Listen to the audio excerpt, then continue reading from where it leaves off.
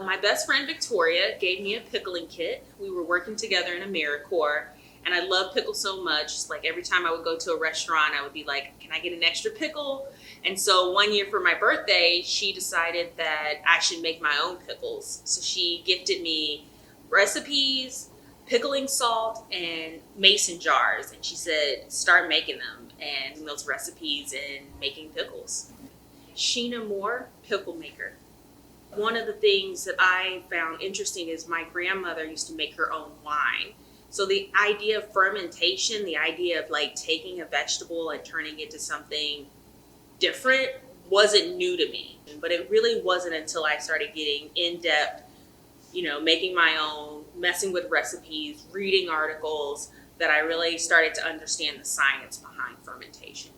These are pickling cucumbers. Do not use salad cucumbers. Go to your local farmer's market, buy the pickling cucumbers. They're a little bit rougher, a little bit drier. So what I'm going to do is I'm going to cut the ends off. There's an enzyme that lives on the ends of the cucumbers. So when I make my cucumbers, I cut the ends off and I discard them, because actually including the ends in a batch of pickles like this will actually make the cucumbers inside weaker. They'll be mushy, they'll be kind of nasty. I like cutting my cucumbers in rounds. So rounds means like circles. You can also make these spears, whatever you like. So I'm gonna just take some time and cut these little dudes in rounds. So I have 2 cloves of garlic right here. So I'm gonna crush this garlic with the back end of my knife, and I'm gonna remove that little skin that exists on them. So take this all off, and I'm gonna drop them directly into my jar. Here's my favorite, my pickling salt, and a bottle of filtered water. Don't use tap water. Tap water has impurities in it. Use a filtered water. Then mix my pickling salt right into my filtered water. And this is 1 tablespoon of pickling salt straight into there.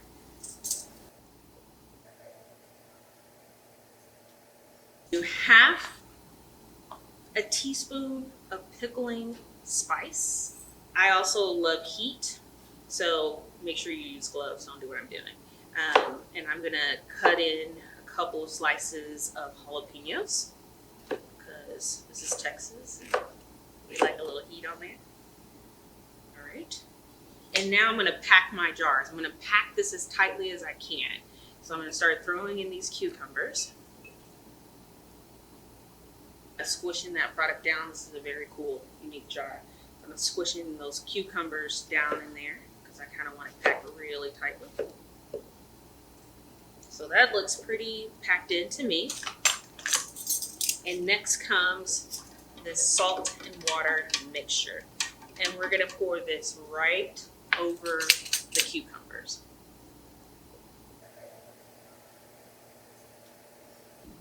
You wanna make sure when you're pouring what we would call the brine or the water mixture, that the cucumber or the product is completely submerged. You don't want anything floating up or floating over. And then you take a clean lid. These have all been washed. You place it on top. And I just know that in the next day or 2, I'm going to burp this lid. I'm going to release some of those gases by releasing the lid. And then you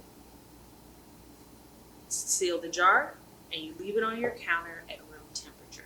So yeah, this is my little fermented babies.